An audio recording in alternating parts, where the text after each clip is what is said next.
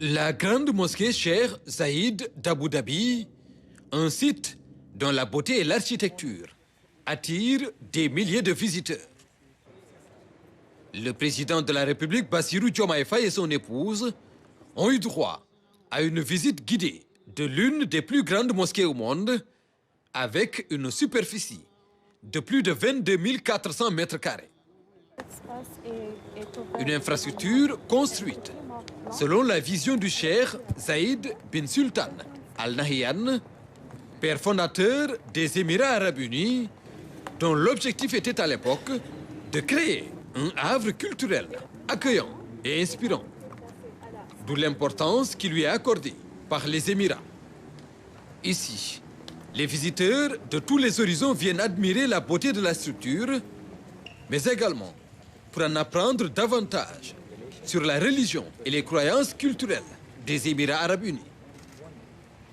Fruit d'une collaboration d'ingénieurs et d'artisans, sa structure majestueuse a été conçue et bâtie par des équipes talentueuses en provenance du monde entier pour faire de la mosquée un véritable chef-d'œuvre architectural.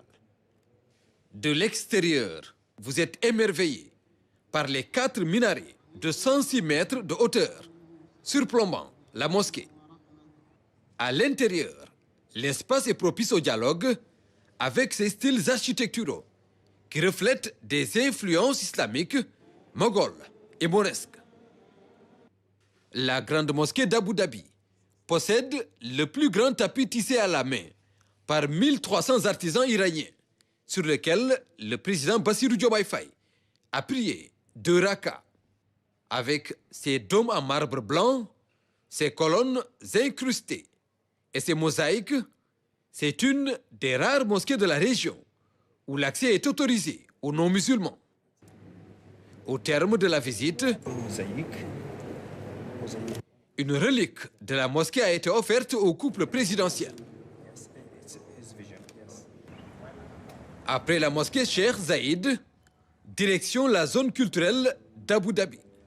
Ici, le président Diomaye Faye et son épouse sont venus visiter le musée du Louvre. Ouvert et inclusif, un condensé d'histoire mettant en exergue divers liens culturels pour renforcer la compréhension mutuelle. À la croisée des influences, un voyage à la découverte de créatures fantastiques. Ici, c'est plutôt les bronzes et d'objets de l'époque pré-impériale, des sarcophages phéniciens, des sculptures pharaoniques, les femmes de pouvoir dans le bassin méditerranéen, des moments importants de l'histoire des civilisations qui vous permettent de réaliser le progrès qualitatif de l'humanité. Socrate en Grèce, Bouddha en Inde ou Confucius en Chine, que de modèles de pensée et de sagesse de l'être humain. Au-delà des réflexions philosophiques, il s'agit à travers cette exposition de la représentation de la figure humaine dans les arts. L'étrange et le merveilleux, en Orient comme en Occident. Des fascinations et des rivalités qui retracent parfois le paradoxe des échanges entre l'Occident latin et le monde islamique.